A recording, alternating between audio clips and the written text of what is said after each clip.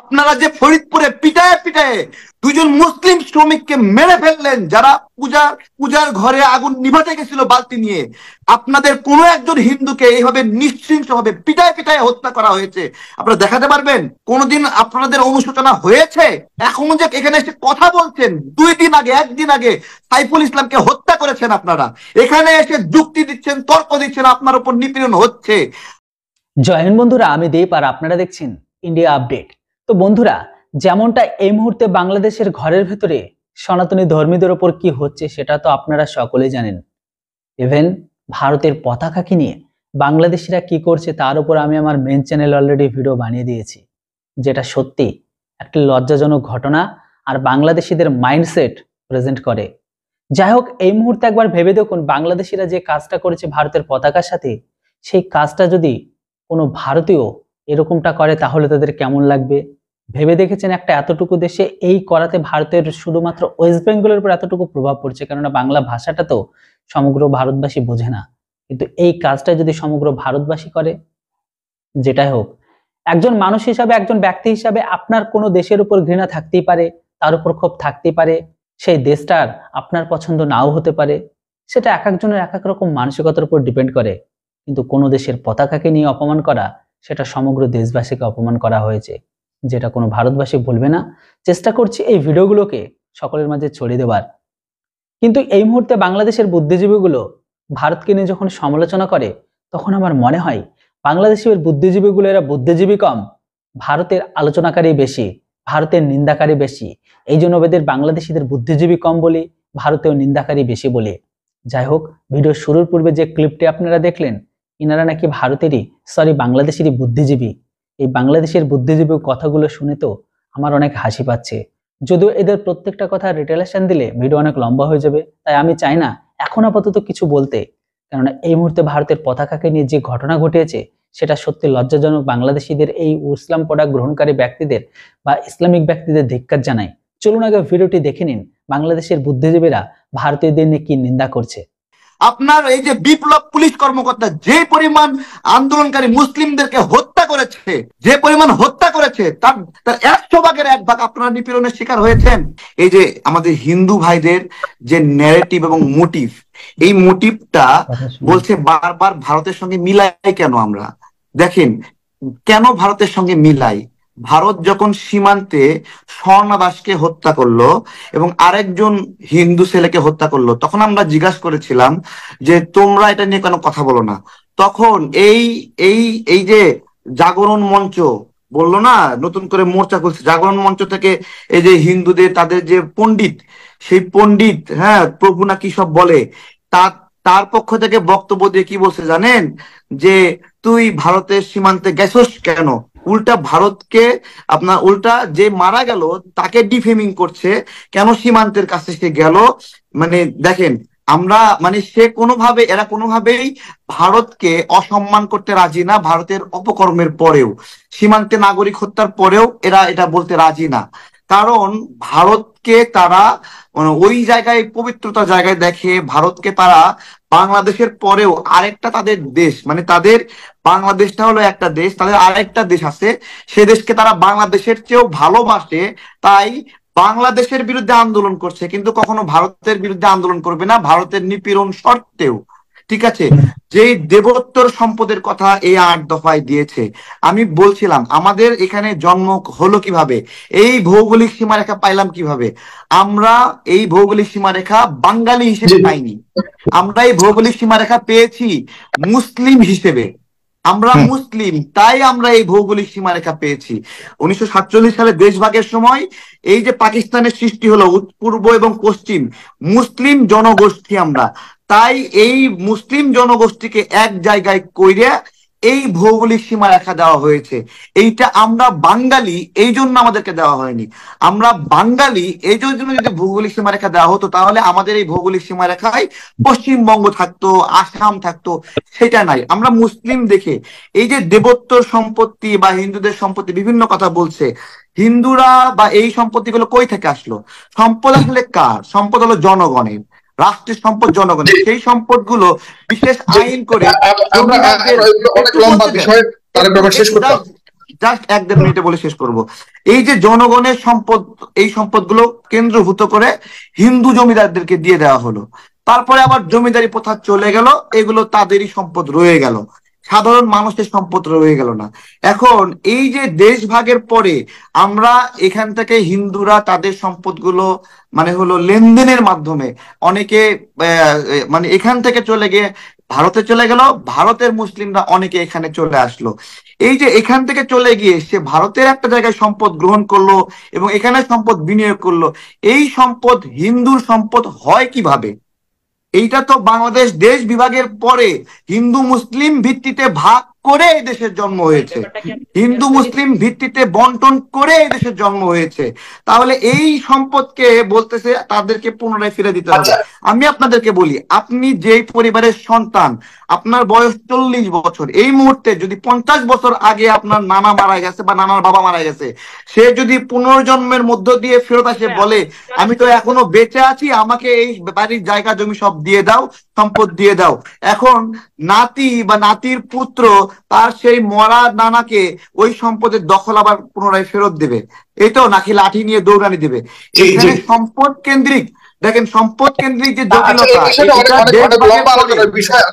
এই বিষয় নিয়ে আমরা আজকে এই আলোচনাগুলো দরকার আছে, কারণ এই আজকে এখানে অনেক লম্বা দেখেন আমি যতটুকু বলছি এখানে অন্যদের চেয়ে 10 ভাগের 1 ভাগও আমি বলিনি, ঠিক আছে? আমি আমরা ওইসব বিষয় নিয়ে কথা বলতে অনেক লম্বা হয়ে যাবে না। এই যে অধিকারের কথা বলছে, অধিকারের কথা যদি বলে, আমরা মুসলিম হয়ে এই সংখ্যাগরিষ্ঠ মুসলিম দেশে আপনার হলো এই যে আমরা ঢাকা বিশ্ববিদ্যালয়ে গিয়ে নামাজ পড়তে গিয়ে আমাদের উপর হামলা হয়েছে, এখানে গিয়ে মুসলিমদের প্রোগ্রাম করতে গিয়ে হামলা হয়েছে, এখানে কোরআনের আয়োজন করতে গিয়ে আমাদের উপর আগ্রাসন এসেছে। এইটা কারা করেছে? কারা করেছে এটা? এইটা হিন্দুদের দ্বারা করা, হিন্দু প্রভাব দ্বারা করা, হিন্দু ন্যারেটিভ দ্বারা করা। আমরা সংখ্যাগরিষ্ঠ হওয়া সত্ত্বেও এই হিন্দু বয়ানের দ্বারা নিপীড়িত শিকার হয়ে আসছি বছরের পরে বছর, এবং এখনো প্রতিনিয়ত আমরা আতঙ্কিত আছি। তারা যে বৈষম্যের কথা বলছে, সুজয় সেনগুপ্ত, যদি বৈষম্যকে সাম্যতা আনতে চাও, তোমরা 8% জনগণ হয়ে এই যে হিন্দুত্ব, একটু শুনতে দেন, এই হিন্দুত্ব না না আমি বলছি, আমি আপনাকে শেষ করতে দেন। এই যে সমতার কথা বলছে না, আপনি আমার কথা আমার শোনার পরে এক্সপান্স করে দিয়ে, যে সমতার কথা বলছে, এই হিন্দুত্ববাদ ইসকন অথবা এই যে জাগরণী মঞ্চ সামগ্রিকভাবে বিভিন্ন সংগঠন হতে পারে, কিন্তু লেজ বা রসুনের মানে গোড়া সবগুলো এক জায়গায়, এগুলো করে করে আমাদের এই যে ক্ষমতার কথা বলছে না, 8% হিন্দু 30% চাকরি বাগাইছে কেমনি করে, কেমন করে বাগাইছে, কে বাগাইলো, কে নিয়োগ দিল, কিভাবে নিয়োগ দিল? তাহলে ক্ষমতা নষ্ট হলো কিভাবে? আপনারা আমাদের উপর নিপীড়ন করেছেন বছরের পরে বছর, সংখ্যা লঘু হওয়া সত্ত্বেও আমাদেরকে উল্টা সংখ্যা লঘু বানায় রাখছেন, নিপীড়নের শিকার করেছেন।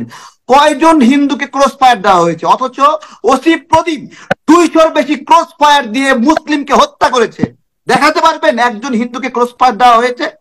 আপনারা যে ফরিদপুরে পিটায় পিটায় 2জন মুসলিম শ্রমিককে মেরে ফেললেন, যারা পূজার ঘরে আগুন নিভাতে গেছিল বালতি নিয়ে, আপনাদের কোনো একজন হিন্দুকে এইভাবে নিশ্চিন্ত ভাবে পিটায় পিটায় হত্যা করা হয়েছে, আপনারা দেখাতে পারবেন? কোনদিন আপনাদের অনুশোচনা হয়েছে? এখন যে এখানে এসে কথা বলছেন, 2 দিন আগে 1 দিন আগে সাইফুল ইসলামকে হত্যা করেছেন আপনারা, এখানে এসে যুক্তি দিচ্ছেন, তর্ক দিচ্ছেন, আপনার উপর নিপীড়ন হচ্ছে। আপনার এই যে বিপ্লব পুলিশ কর্মকর্তা যে পরিমাণ আন্দোলনকারী মুসলিমদেরকে হত্যা করেছে, যে পরিমাণ হত্যা করেছে, তার 100 ভাগের 1 ভাগ আপনারা নিপীড়নের শিকার হয়েছেন। মায়া কান্না করছেন এখানে এসে, আপনার কান্না করার অধিকার আছে, কিন্তু আপনার কান্নার পিছনে ভারতের ষড়যন্ত্রের বিষয়টা আমরা তো দেখতে পাই। আপনি বলছেন কেন ভারতকে টানি, ভারতকে টানি। আরে ভাই, ভারতকে দিল দুনিয়া কলিজা দিয়ে বসে আছেন, আপনার এখানে দেহ পরে আসে, আপনি টাকা পয়সা সব ভারতে গিয়ে জমাচ্ছেন। একটা হিন্দু এখানে ইনকাম করে, খরচ করে গিয়ে ভারতে, মূল উদ্দেশ্য ওই জায়গায় গিয়ে বাড়িঘর করে।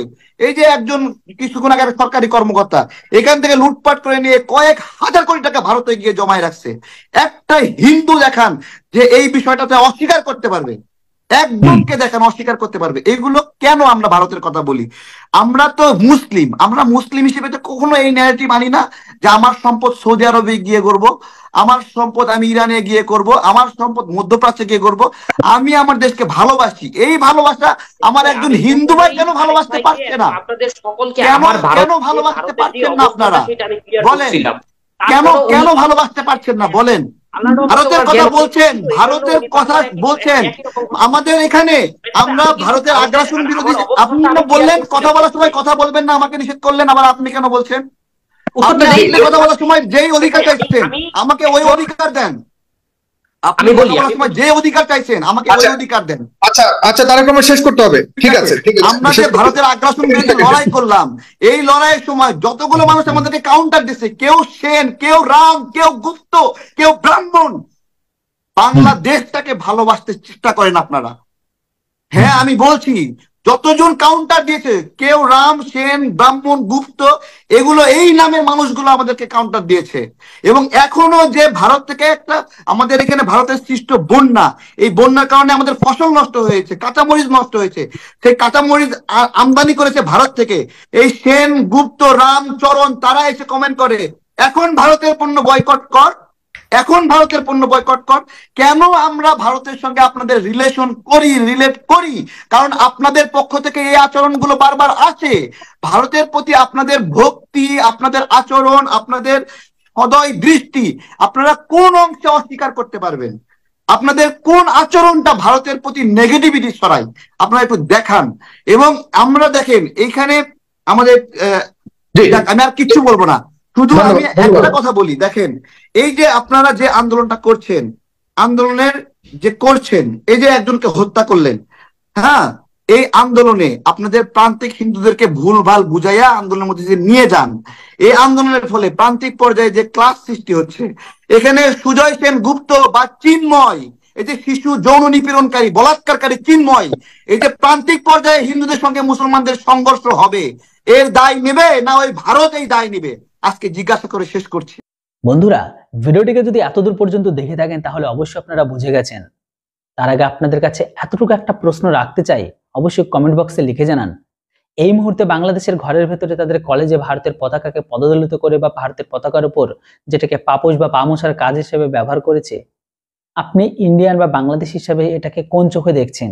যদি অধিকাংশ বাংলাদেশি এটাতে অনেক খুশি, কিন্তু আপনি যদি একজন ইন্ডিয়ান ভিউয়ার্স হয়ে থাকেন তাহলে অবশ্যই আপনাদের মতামত লিখে জানান। তাহলে কি এবারও সমস্ত ভারতবাসীদেরকে এটা করা উচিত? আপনাদের মতামত কমেন্ট লিখতে ভুলবেন না। এর সাথে সাথে বাংলাদেশি বুদ্ধিজীবীদের নিয়ে আপনাদের মতামত কি সেটাও লিখে জানান। আপাতত ভিডিও এখানে শেষ করলাম, পরবর্তী ভিডিও আসার জন্য অপেক্ষা করুন। Thanks for watching. জয় হিন্দ, বন্দে মাতরম।